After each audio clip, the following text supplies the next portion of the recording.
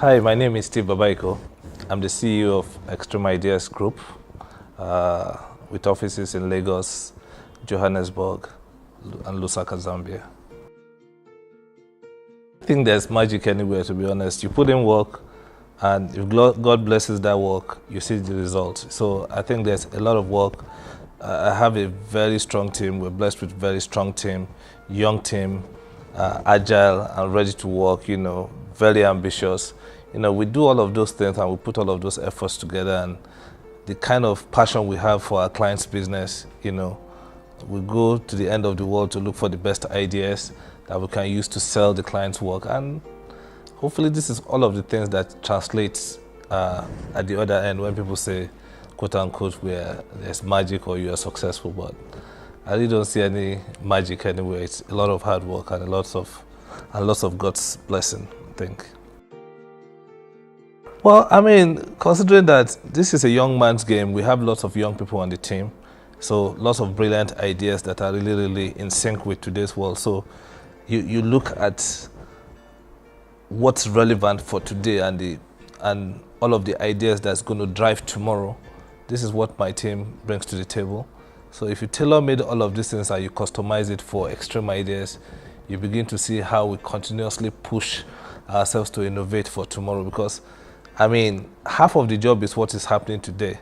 The other half is what's going to happen tomorrow. And that's why you see, even if you look at OEMs, that is original equipment manufacturers like Samsung, Apple, they bring out a version of a phone today. In 6 months' time, they bring out another version. That is to tell you that the rate of ideas transition is faster these days than ever before. So when you take that into account, you're only going to be a sitting duck if you refuse to innovate. So constantly we're pushing ourselves to innovate for tomorrow.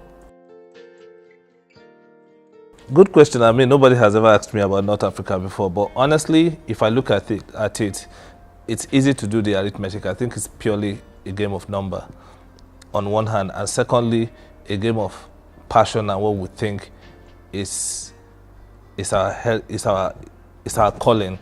I'll talk about the arithmetics first. On the continent, we are talking about 1.2 to 1.3 billion people on the average. And today, if you look at it, you ask yourself, why don't we do business amongst ourselves like you find on other continents, Europe, Southeast Asia, Asia, America, You hear of NAFTA, you hear all of these trade deals. Why is Africa the only person still living in a silo? Today, it's actually easier to travel to Europe than to travel to most parts of Africa. So we look at that and we say, for how long are we going to continue as a people to live like this? We don't think it makes too much sense. So numbers wise, we think if you have 1.2 billion people to sell any commodity to, you don't actually need too many people. You don't need too many other extrinsic market, which is why we're bent on pushing the African market. And two, in terms of calling, the passion, the pride of the black man, honestly, I think it's about time the next generation of Africans that will live to this continent and take our people out of poverty and create opportunities and platform should arise. And we think we are one of those people that have this special mandate to go out there into the continent, leave our footprints across this beautiful continent and create opportunity for our people, which is why as long as we continue to be in business, we'll continue to strive to make sure that we touch East Africa. I don't know about North Africa because it's not been one of those territories that one is familiar with, but I've been to Morocco a couple of times and I see that advertising is actually doing great there. So there might be need for us to collaborate with some other people up there. But as far as I know, from East, West, Central South Africa, we are willing to play this game and explore the opportunities that may be there for our people. Definitely, I have this saying, it's almost like a minority report that I write all the time by myself, and I write about this industry, the advertising industry. My own theory is that in today and in the coming years, engineering is actually going to drive communication. So we feel that engineering is going to be the next thing that's going to drive communication across the globe, and you can see it. And that's why as a company that's very passionate about tech and what it does for communication efficacy, we actually did set up a company called X3M Tech. Actually, this is the first time I'll be talking about it on any platform. X3M Tech is going to hire the best of tech app developers, engineers. And why are we doing this? There's this thing I call the missile approach to communication, where you've created a piece of communication for a client. Or let me break it down. You're about to launch a rocket into the orbit, okay? Once that rocket takes off from the stand, it gets to a certain place in the stratosphere, and you see it sheds the casing, and the main part of the rocket propels forward. And that's what we think tech can do for communication. You created this piece of communication for a client. How do you envelope it with a tech application that helps project that communication beyond radio, TV, press? We think there's a huge opportunity there, which is why we'll be calling on the best tech people and the best engineers going into the future to collaborate with us so that we can customize applications that will help propel the client's messages. Well, frankly, I think we're still on track. It's just that for the NSE, there's a process to this thing.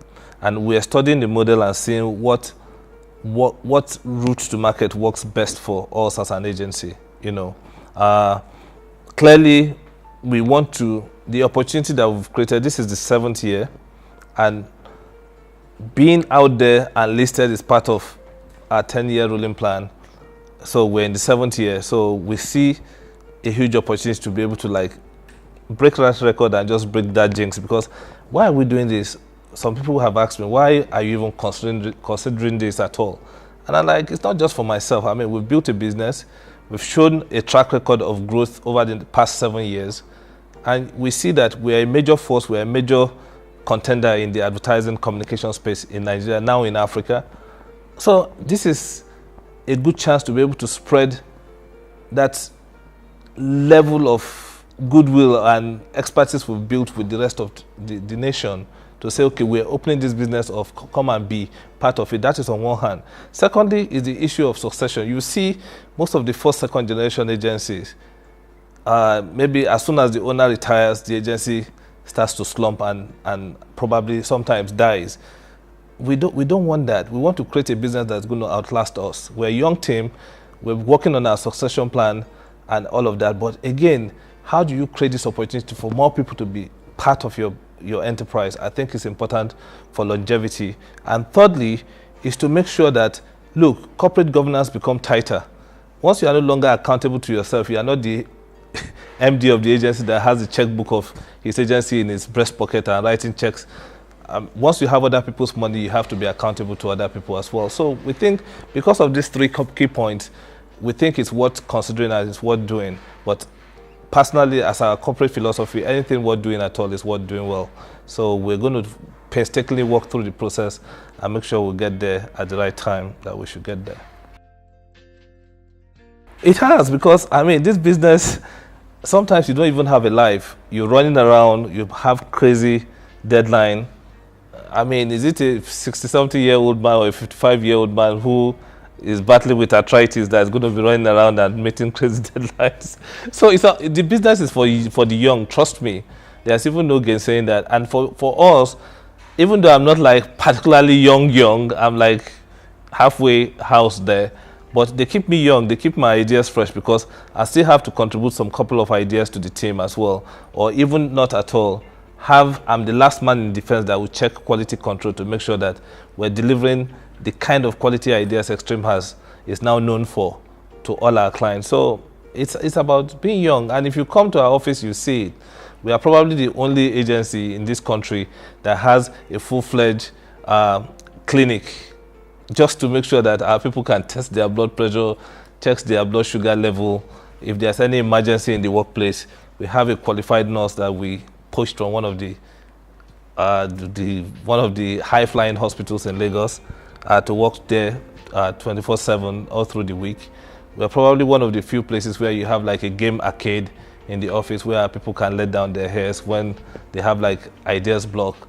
Go play game for a few minutes and come back and continue the job, And so many other facilities. From the ambience in the office, you know that, look, young people live here, they work here, they dream here, and they actualize all of those dreams here. So it's very important.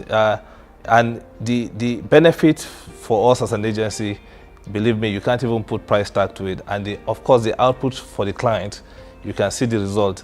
There's virtually no client that we have had the opportunity to work for that you can't measure the kind of impact our contribution has added to the client's bottom line. So you can see growth everywhere we go, and it's because of the age of the team, I believe.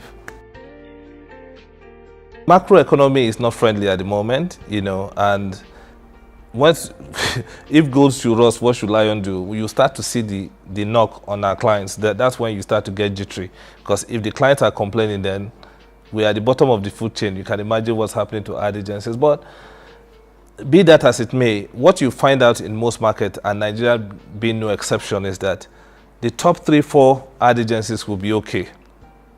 They have the capacity to cushion most of the aftershock of a struggling economy like you find in Nigeria. I mean, they are still projecting, hopefully we'll grow maybe 2-something% this year, which is barely out of the woods kind of growth. But as long as you have a little bit of buffer, being a top player, you're able to cushion the effect better than the rest of the guys who, of course, are struggling, So, but we're grateful for the opportunity for where he has put us at the moment. And it's a straight fight. You have to keep competing to make your team better, But as it is today, we're competing and we're surviving, So, and it's just to keep that momentum so that we don't slump below the radar, and where we now feel the effect more harshly than we currently are. First and foremost, just to point out that marketing communication alone is not the aspect that helps a client become a leader. The product you sell is the key thing. If your product is bad, there's not very little communication can do for you. In fact, most likely communication will hurt you. So we are privileged to be working with some of the best in their product category. So our clients, I'll say we have the privilege of working for Glow, where I can't conclude this conversation without giving serious shout out and big thanks to the chairman, Dr. Mike Adenuga Jr., because of how he keeps pushing us to become better with every idea. So we work for Glow. We also work for DSTV. They are one of our favorite clients because of the kind of lifestyle that they sell and the quality of entertainment value you have in the bouquet. We also have the privilege of working for Peak Milk. I mean, it's quality dairy at its very best, so we're proud of our association with Friesland Campina. We work with Bet King. It's a sports betting company. We had the privilege of launching them in the Nigeria market February last year. FBN Quest is also our client. I mean, if you have all day, I can continue to name so many clients. We're blessed to have all of these clients, and if we have to do it again, they are the kind of partners you want in your corner. We're proud to have them support us and partner with us.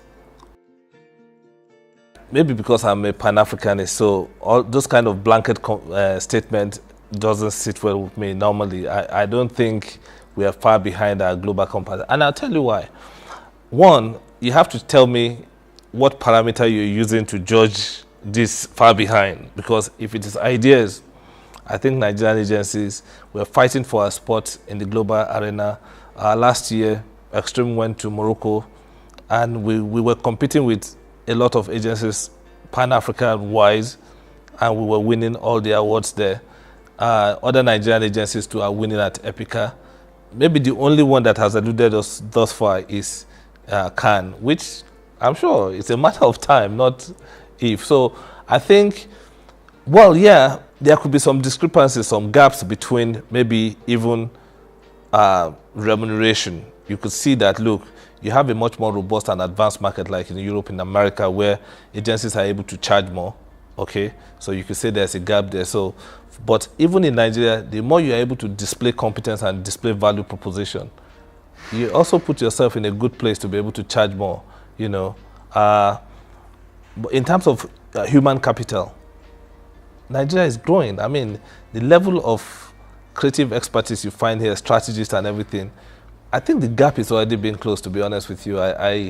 To do business in Nigeria and all of the infrastructural challenges you have to cross to even be able to set up, having done that and you're still standing as an agency, I think people should not be talking about gaps. They should be giving you props for all of the rivers you've crossed to get here. It's like a rose that grew out of concrete. So, I mean, Nigerian agencies should be saying, ad agency in Nigeria, Halo. I mean, not to copy the Glow ad, yes, but that's what it is. I'm proud of the achievement of Nigerian agencies, and I know given time and opportunity, we're definitely going to close the gap with all the rest of the world. Honestly, I don't even know, because I'm not a celebrity, I'm not an actor, I'm not a musician. To see the level of support I enjoy amongst the youth population, for me, I still find it sometimes a little strange. I mean, you go out, they want pictures, they want to come to your lecture, they want autograph, they are always following. So my message to young people is that, believe me, we found ourselves on this planet. We don't know how we got here. And I promise you, nobody knows when we're going to leave. There are some people who have been here before us, and there are people who are going to come after us.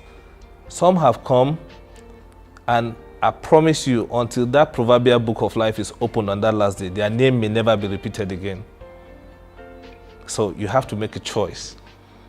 And some have also been here where they came maybe centuries ago, and we're still talking about them today. To young people listening to me now, please hold on to your dream as tightly as if your life actually does depend on it, because trust me, your life actually does depend on it. Don't let anybody tell you you cannot achieve greatness. Greatness is not the birthright of anybody, not south or middle belt of the Niger. We all can be great if we put our minds to it. So get up every day. I'm not telling you it's going to be easy. Like Two-Face said, if I tell you say easy, now set up. It's not going to be easy, but don't let anybody put you down. Pick up yourself up each time you fall, go for it. And maybe in 5, 6 years from now, 10 years from now, you'll be sitting right on this chair and passing the torch to the next generation. Good luck, guys.